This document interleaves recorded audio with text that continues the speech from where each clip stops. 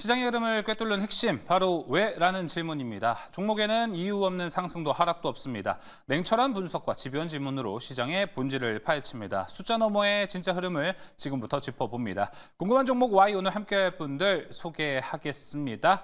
오늘도 나와줬습니다. ES 플래닛 허반석 수석팀장, DB증권 잠실금융센터 김병수 PB 나왔습니다. 어서 오세요. 안녕하세요. 네, 반갑습니다. 자, 그럼 이제 바로 투자 아이디어 하나하나씩 세워보도록 하겠습니다. 오늘 시장에서 가장 핫했던 이슈를 꺼내보겠습니다. 첫 번째 주제 열어주시죠. 자, 제가 오프닝 때 말씀드린 것처럼 관세 협상 타결이 됐습니다. 미국과 일본이 협상을 타결하면서 일본은 미국에 700조 가까운 투자를 집행하고요. 거기에 90%는 미국이 챙겨간다고 합니다. 트럼프 대통령이 트루스 소셜에 직접 코멘트를 한 내용이라고 보시면 되고요. 세부적으로 아직 지금 나온 건 없습니다. 자, 그런데 일본은 알래스카 LNG 참여와 자동차, 트럭, 쌀과 같은 농수산물 문호를 열었습니다. 일본이 정말 많은 걸 줬다는 평가가 현재 나오고 있습니다. 그로써 일본이 받아낸 것은 상호관세 25%에서 15%로 10%포인트를 내리는 데 성공을 했고요. 거기에 이제 품목으로 넘어갔을 때 자동차 관세, 여기도 25%에서 12.5%대까지 내리는데 성공을 해냈습니다. 일본. 자, 이 수치에서 12.5%라는 수치는요. 일본이 미국에 가지 않고 직접 일본 내에서 자동차를 만들고 미국에 넘겨도 되는 수치라고 해석해도 좋을 것 같습니다. 자, 이제 우리나라도 타이밍이 좀 왔습니다. 오늘 시장에서 현대차 7%, 기아차 8%대 상승하는 모습 보여줬습니다. 자, 일본이 관세를 낮췄다고 해서 우리나라도 이제 그만큼 하겠지라는 기대감이 좀 반영이 됐는데, 자, 먼저 허반석 팀장님, 오늘 이 현대차와 기아 주가가 올라가는 모습 잘 보셨을 겁니다. 자, 근데 이런 생각도 들 것 같아요. 뭐 일본도 하는데 우리도 하겠지라는 이 기대감으로 오늘 주가가 잘 반영이 됐다라고 보시는 분도 있겠지만, 자, 오늘 상승을 보면서 이거 만약에 우리나라는 그것보다 못하면 이거 큰일 같은데 라는 이 비관적인 시선도 좀 있습니다. 이 두 가지를 같이 봐야 될 것 같은데 오늘 해석을 좀 어떻게 하셨어요? 일본 관세율이 인하돼서 우리나라도 그렇게 따라갈 것이다. 일본의 토픽스 자동차 지수가 8.9% 상승을 하고요. 발표 이후에 도요타 주가도 10% 이상 급등을 하는 흐름들이 우리나라도 그렇게 되겠거니 하는 기대감으로 현대차, 기아차 모두 다 반등을 했습니다. 기대감이다. 그렇습니다. 트럼프 행정부가 일본과의 협상에서 25% 관세율이 15%로 낮아졌고, 네. 미국과 일본, 그리고 필리핀, 인도네시아, 베트남, 중국, EU 무역 협상이 이어지고 있는데 지금까지 으름장을 보이다가 한 발씩 양보하는 흐름들이 나타나고 있기 때문에 우리나라도 결국에는 양보를 얻어낼 수 있을 것이다. 표면적으로는 그렇습니다. 하지만 세부적인 내용들을 들여다보았을 때 득과 실을 따져 보아야 될 필요가 있겠죠. 네. 오늘 주가가 안 올랐다라고 한다면 우리나라도 최악의 상황은 넘길 거야라는 기대감이 차츰차츰 반영됐다면 좋았을 것 같은데 오늘 일본의 관세 합의로 인해서 우리나라까지 덩달아서 올랐단 말이죠. 선반영에 대한 모습들이 조금 강하지 않을까라는 우려가 조금 있습니다. 예. 그래서 우리나라도 일본보다 불리하게 취급되지 않도록 협상 중일 거다, 협상 중입니다라는 발언들이 나타나고는 있지만 관세 인하 보장을 위해서는 별도 협상이 분명히 있어야 되고 네. 세부적인 내용도 분명히 봐야 되겠죠. 결국에는 북미향 자동차 매출 비중이 40%까지 끌어올라간 현대자동차 그룹에서 입장에서는 결코 간과할 수 없는 내용임에는 틀림이 없습니다. 아쉽게도 오늘 선반영에 대한 분위기가 없지 않다. 보유자분들은 셀온이 나올 때까지는 그래도 기대해 볼 만합니다. 왜냐하면 뚜껑을 열어봐야 되니까요. 그쵸. 우리나라에 얻을 게 분명히 트럼프는 있습니다. 조선 쪽, 방산 쪽 분명히 있기 때문에 이 부분에서 뭔가 조율이 있다라고 한다면 자동차에서는 얻고 다른 쪽에서 내어줄 수도 있기 때문에 뚜껑이 열릴 때까지 보유자분들은 그래도 수익률 극대화를 도전하시되 뚜껑이 열렸을 때 뭔가 기미가 심상치 않다. 셀온이 나올 수도 있다라는 주의사항은 꼭 한켠에 두고 보유해 보시기를 당부드리겠습니다. 이거는 추가 질문인데 만약에 현대차가 셀온이 나온다면은 파장이 얼마나 클까도 궁금합니다. 왜냐면은 솔직히 현대차가 오늘 그래서 뭐 얼마 올랐어요? 7% 가까이 올랐잖아요. 근데도 아직 주가가 22만 원대라는 걸 보면은 현대차 그동안에 거의 움직인 게 없다. 네. 그래서 오히려 나중에 이 세론이 나와도 그 파장이 커질 거라고 보시나요, 혹시? 세론이 나오면 다시 저는 121선에 대한 지지 테스트는 한번 할 것 차트상으로는. 같다라고 생각이 듭니다. 결국엔 오늘 올랐던 걸 다 반납하고 거기다가 더해서 팔아야 된다라는 게 강화된다라고 한다면 예. 오히려 매물출의 트리거가 될 수 있기 때문에 다시 차트 저점에 대한 확인이 있지 않을까라는 생각입니다. 네, 알겠습니다. 자, 그렇다면은 오늘의 이 흐름을 좀 어떻게 보는 게 좋을지 이제 김병수 PB님께 좀 여쭤보도록 하겠습니다. 오늘의 이 반등세는 어떻게 좀 대세의 흐름을 가지고 올라갈 것으로 보시나요? 아니면 단기적으로 봐도 우리나라가 이제 지금 여행고본부장이 25일에 이제 2+2 협의를 한다고 하니까 내일 시장까지는 상승세가 이어질 수도 있어요. 이 단기 흐름으로 좀 보시는지 어떻게 좀 보시나요? 네, 일단 자동차 같은 경우에 오늘은 급등이 맞습니다. 하지만 이게 단기일 것이냐, 적어도 이번 주까지는 좋을 것이냐, 이걸 구별해야 될 것 같은데 일본 자동차 업종이 아까 말씀하신 것처럼 도요타 10%, 마쓰다 17%, 스바루는 뭐 14% 가까이 오르는 모습을 보였습니다. 마찬가지로 우리나라도 현대차, 기아, 뭐 모비스, 글로비스, 위아까지 해서 현대차 그룹주들이 많이 오르는 모습을 보였습니다. 우리 국내 자동차 업종을 비롯해서 이제 철강 업종까지도 이제 수혜를 받는 모습을 함께 보이게 됐는데 방금 방송 전에도 말씀 한번 나눴었던 것처럼 관세라는 게 이제 어떻게 보면 8월 1일이라는 트럼프 대통령이 그쵸. 제시한 시한이 있었기 때문에 그 기한과 그리고 관세율이 굉장히 중요하지 않았나라고 생각을 하고 있습니다. 8월 1일까지는 아마 관세발 불확실성이 지속될 전망이고 물론 저만 몰랐을 수도 있지만 일본이 오늘 발표가 난 거는 제 생각에는 서프라이즈였다고 생각을 합니다. 그렇죠, 맞아요. 관세 협의 같은 경우에도 뭐 이렇게 되고 있다라는 게 아예 이야기가 나오지 않다가 대통령이 이제 바로 갑자기 발표를 하는 식으로 나오고 있기 때문에 아마도 우리나라 정부 인사도 좀 물밑 협상을 좀 잘하고 있지 않을까라고 기대하고 있지만 결국에는 일본이 먼저 발표가 났기 때문에 이 15%라는 이 숫자까지도 굉장히 중요해지지 않았나라고 생각을 하고 있습니다. 네. 이 관세발 불확실성이라고 말한 이 8월 1일보다 조금 더 빨리 끝나면은 굉장히 좋지 않을까. 그리고 아마 올해 3월 정도의 주가 수준을 자동차 업종이 좀 회복을 할 수 있다면은 이제 작년도 거의 한 작년 6월 정도에는 기아도 그렇고 현대차도 그렇고 좀 주가가 좀 좋았기 때문에 네. 그 정도까지도 좀 기대할 수 있다. 다만 그 8월 1일 이제이라는 기한 안에 관세율이 얼마큼 좋게 나올지가 좀 기대가 되지 않을까 그렇게 생각을 하고 있습니다. 알겠습니다. 말씀을 잘 해주셔가지고 이야기 좀 이어가 보자면 15%라는 것. 일본은 어떻게 오늘 끌어냈습니다. 정말 많은 걸 주고 15%라는 상호 관세를 받아냈는데요. 김병수 PB님 계속해서 말씀해 주시자면은 우리나라는 지금 좀 컨센서스라고 해야 될까요? 어떻게 좀 바라봐야 될까요? 지금 한 15%. 일본이 지금 제일 많이 떨어뜨린 거고 그리고 베트남도 한 20% 정도까지 갔거든요. 저는 사실 15에서 20 사이만 나와도 선방하는 거 아닐까라는 생각은 좀 합니다.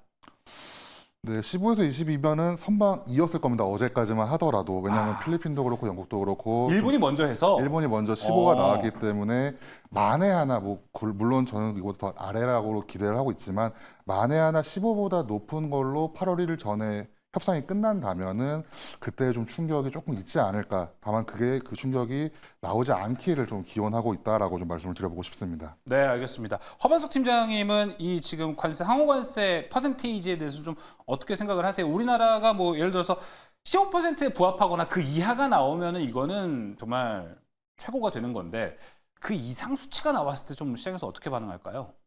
저는 오늘 오른 게 너무 아쉽다. 일본이 그쵸. 먼저 서프라이즈로 발표한 게 또 아쉽다. 발표가 안 났는데 주가가 올랐기 때문에 발표가 나면 일단 단기 물량은 차익 매물이 나올 겁니다.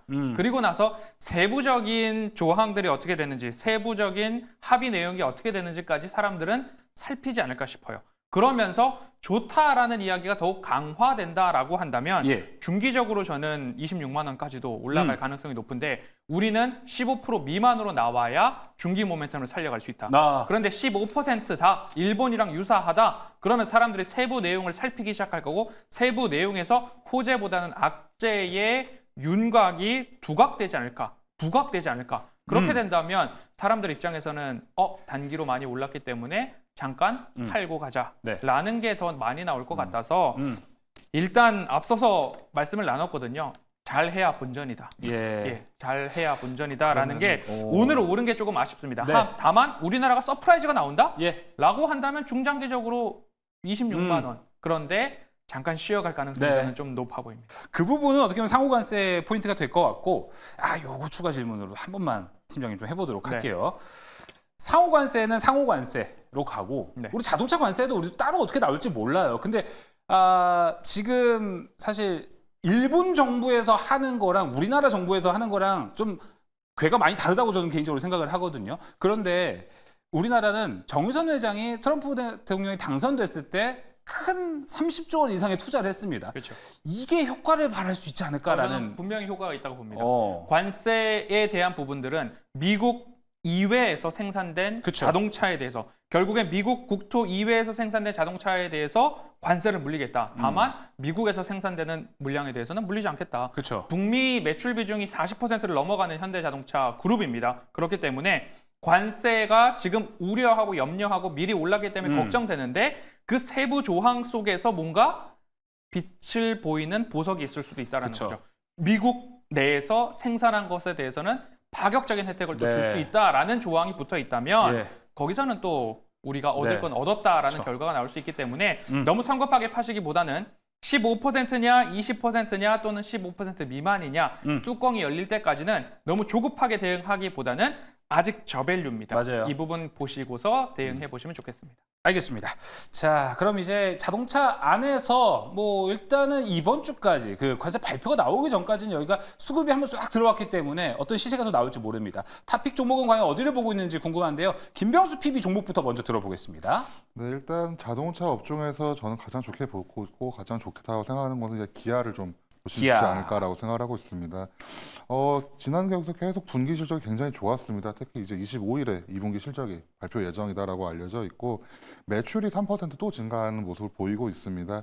영업이익은 근데 좀 감소하게 될 거라고 아마 전망이 나오게 되는데 이 관세에 대한 악영향이다라고 이야기가 나오고 있습니다. 하지만 결국 일본이 관세 타결을 어떻게 보면 서프라이즈 타결을 먼저 발표가 되었기 때문에 한국 쪽도 관세 협의의 타결을 기대하게 되었고 결국에는 이 15%라는 이 숫자를 가지고 정부 인사 그리고 아마도 잘은 모르겠지만 정책을 위반하는 이런 분들께서는 아마 이 15를 가지고 숫자를 가지고 이제 이야기를 하실 거기 때문에 관세 협의도 굉장히 좀 좋게 타결될 가능성이 있다. 그래서 그 중에서는 물론 부품주도 굉장히 좋겠지만 미국에 수출도 하고 있고 미국에 생산도 하고 있는 현대차 그룹에서 전방 산업 중에 기아가 조금 더 수혜를 좀 강하게 보지 않을까. 특히 오늘 기관과 외국인 매수세도 좀 들어왔기 때문에 살펴보시면 좋겠다라고 좀 말씀 좀 드려보고 싶습니다. 네, 기아 이야기를 해주셨습니다. 자, 이어서 허반석 팀장의 자동차 섹터 내 탑픽은요? 에코플라스틱 가지고 왔습니다. 에코플라스틱. 자동차뿐만 아니라 친환경 부품과 관련된 이제 친환경 ESG, 친환경 차로. 네, 그다음 폐플라스틱 이런 이야기가 나오면 자동차뿐만 아니라 친환경과 관련된 모멘텀이 알파로 있기 때문에 관세에서 조금은 비껴날 수 있는 가능성. 하지만 관세가 잘 나왔을 때는 현대의 수소차 넥소에도 범퍼가 들어가고 있는 상황이기 때문이고 북미 자동차 공장에도 범퍼를 공급하고 있는 상황이기 때문에 좋은 거는 좋은 대로 반영을 하고 좋지 못할지라도 친환경 플라스틱과 관련된 모멘텀으로 주가 하방은 지지될 가능성이 높지 않을까라는 생각에 에코플라스틱을 좀 선정을 했습니다. 현대 수소차 넥소에도 범퍼 팬더, 패널들 공급하고 있는데 결국에는 경량화와 친환경과 관련된 소재 개발 쪽으로의 사업 확장을 하고 있는 상황입니다. 차트 흐름 보시면 네. 5일선 그리고 11선, 21선, 61선 차례대로 잘 쌓여져 있습니다. 그렇기 때문에 추가적으로 하방에서의 지지 흐름 이후에 반등 흐름들이 나오고 있고 제가 말씀드릴 때 단기 고점이 아닌가라는 우려가 나올 수도 있는데요. 차트를 조금 길게 열어놓고 보자면 추가적으로 상승에 대한 여력이 남아있더라라는 부분까지 체크를 해보자면 목표가를 1차적으로 한 4,500원 위까지는 한번 보시면 좋을 것 같고요. 손절가는 3,750원 말씀드리겠습니다. 네, 자동차도 자동차지만 또 다양한 테마와도 또 엮일 수 있는 좋은 종목일 것 같습니다. 에코플라스틱 소개가 됐습니다. 자, 첫 번째 주제는 여기서 마무리해 보도록 하겠습니다. 두 번째 주제 또한 중요한데요. 두 번째 주제 넘어가 보겠습니다. 자, 내일 SK 하이닉스 2분기 실적 발표됩니다. 반도체만으로도 영업이익이 9조가 될 것이라고 전망이 되고 있습니다. 역대급 실적 내일 나올 것으로 이제 나타나고 있는데 반면에 지난주에 골드만삭스에서 내놓은 투자 의견 하향 리포트가 좀 마음에 걸립니다. 내일 실적 발표와 컨퍼런스 콜이 정말 중요할 것 같은데 그리고 그 전에 하이닉스 실적 발표하기 전에 구글의 실적 발표도 기다리고 있습니다. 자, 구글이 과연 30에서 35% 넘는 성장률을 다시 한번 보여주면서 AI 모멘텀을 더 길게 끌고 갈 수 있을지도 상당히 중요한 포인트가 될 것 같습니다. 내일 그리고 앞서 이야기한 대로 우리가 반도체도 관세 영향권 안에 다시 들어왔기 때문에 이 부분도 한번 짚어봐야 될 것 같습니다. 자, 먼저 허범석 팀장님, 우리 관세 얘기를 계속 한 김에 지금도 한번 해보도록 하겠습니다. 반도체는 좀 관세로부터 어떻게 나타날 거라고 현재 보고 계신가요? 반도체 칩에 대해서는 관세 유예가 있지만 공정이나 부품 장비에는 여전히 10% 이상의 관세율이 적용이 되고 있는 상황이죠. 결국엔 중국에 대한 견제가 지속되고 있는 것이고 ASML 같은 경우에도 2026년 성장 목표가 불확실하다라는 언급을 하면서 보유율 관세에 대한 우려를 한껏 담은 발언들과 보도가 이어지고 있는 상황입니다.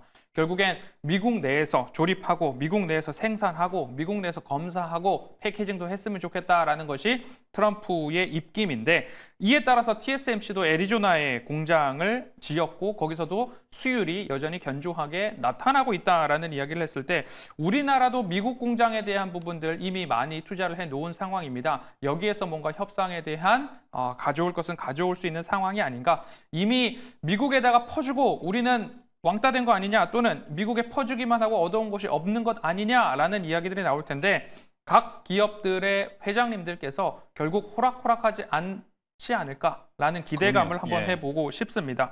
우리나라 시총 상위주들 반도체가 포진되어 있죠. 삼성전자, SK 하이닉스 등이 있는데 결국에는 시장 조정 시에는 방어적 역할을 분명히 합니다. 우리나라의 외국인들의 매수 기조가 이어지고 있고 증시 부양에 대한 기대감들이 있기 때문에 삼성전자, SK 하이닉스는 조정 시에 분할 매수로 하는 게 맞지 않은가. 높은 유동성과 기관 선호도, 저밸류 매력도가 있기 때문에 결국엔 반도체는 포트 한 켠에 꾸준하게 가져가셔야 된다라는 이야기 지속적으로 드리고 있고요.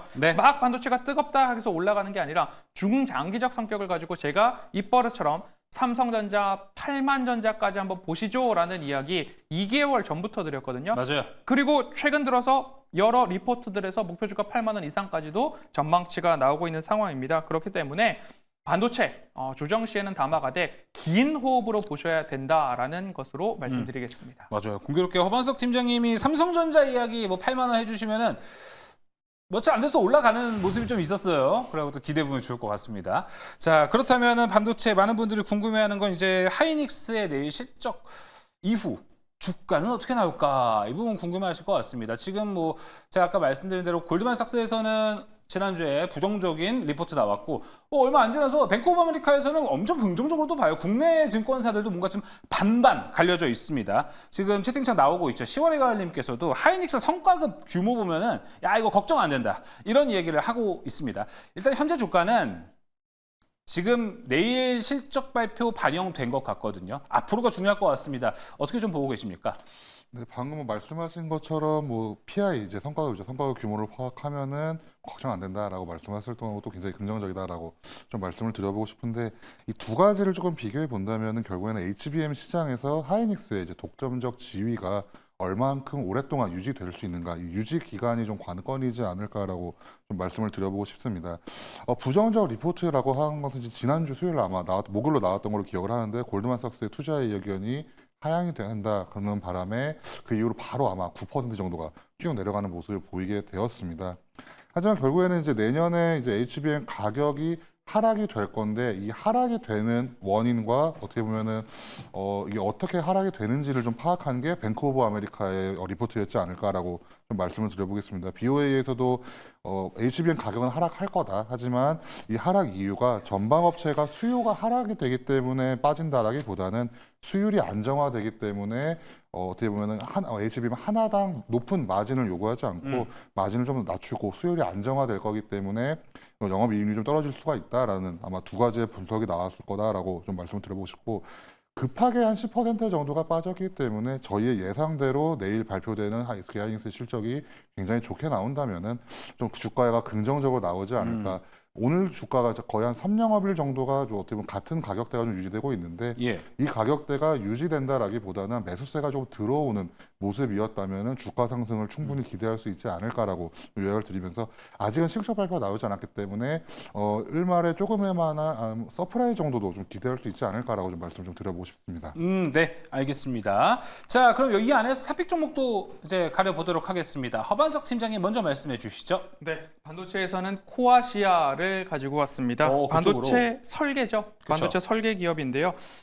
일단은 반도체 지원에 대한 정부 정책의 수혜가 나올 수 있는 상황이고요. 그래서 삼성전자 파운드리 디자인 솔루션 파트너이자 ARM의 공식 최상위 설계 파트너라는 게 있는데 주가는 이미 하방을 다질 만큼 다져왔습니다. 오랫동안 하방을 다져왔고 이 주가 하방에서의 지지 흐름들이 나온 이후에 오늘 특이하게 이렇게 거래량을 동반한 상승이 나왔거든요. 이렇게 된다면 거래량을 동반한 상승, 장대 양봉은 즉 추세 전환 시도의 시그널이다라고 보실 수 있을 것 같고요. 이렇게 됐을 때는 박스권 상단 4,500원은 1차적으로 갈 수 있다라고 대응을 해보시면 좋겠고요.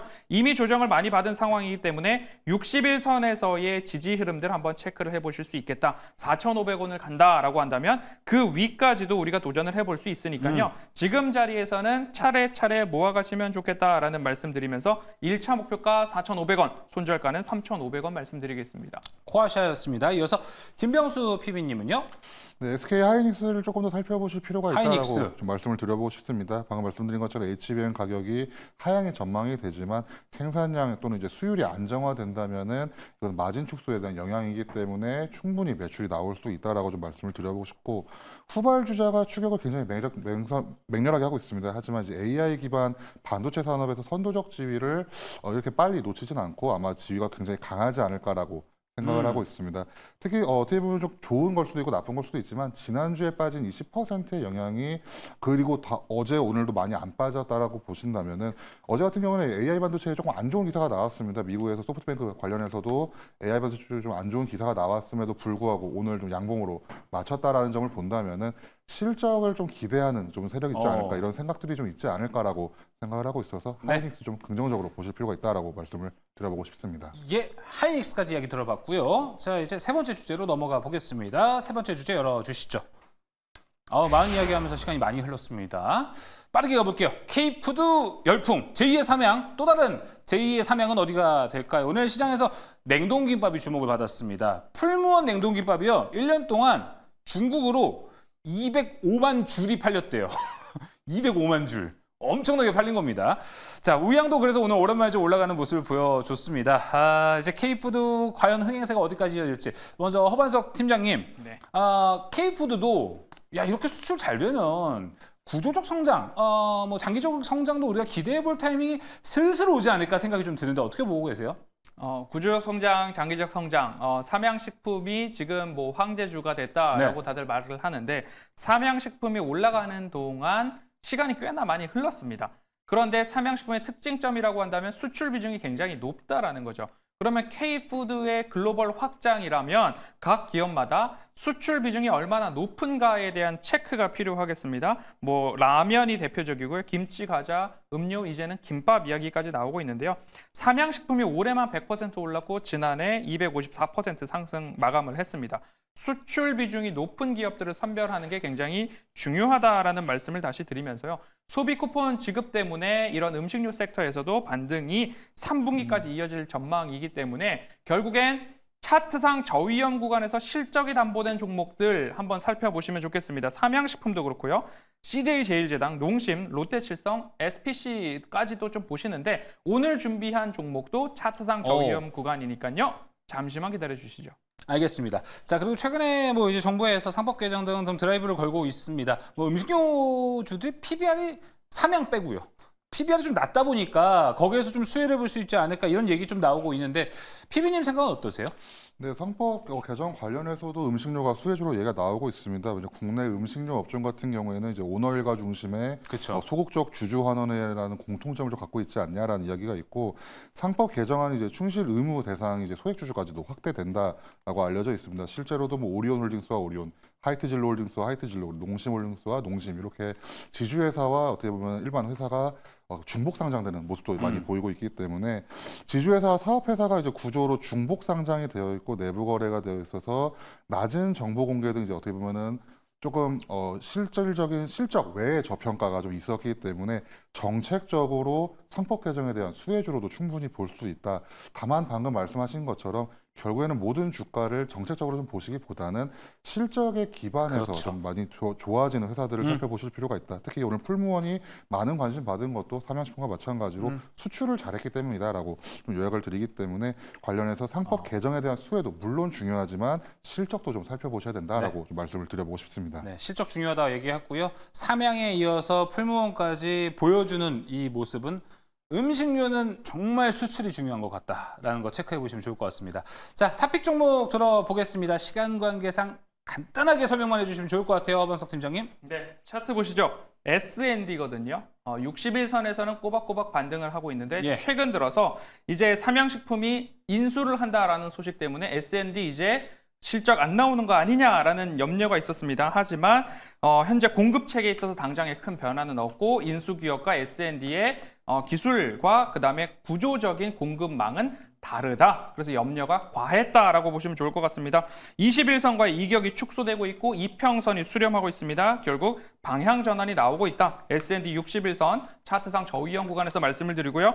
목표가는 15만 원, 손절가는 10만 원 말씀드리겠습니다. S&D 들어봤고요. 김병수 PB의 탑픽 종목은요? 네, CJ 프레시웨이를 좀 말씀을 드려보겠습니다. 2분기에 업황이 좀 안 좋다라는 평가가 있음에도 불구하고 매출도 전년 동기 대비 한 9%, 영업이익도 한 1% 정도 상승하는 모습을 보였고 3분기에 이제 계절적 성수기에 진입하게 된다면은 영업이익도 전년 동기 대비해서 15% 이상 증가할 것이라는 긍정적인 리포트가 함께 나왔기 때문에 올해 초 대비해서 주가가 거의 2배 가량 오른 CJ 프레시웨이를 좀 살펴보실 필요가 있지 않을까라고 좀 말씀을 좀 드려보고 싶습니다. 알겠습니다.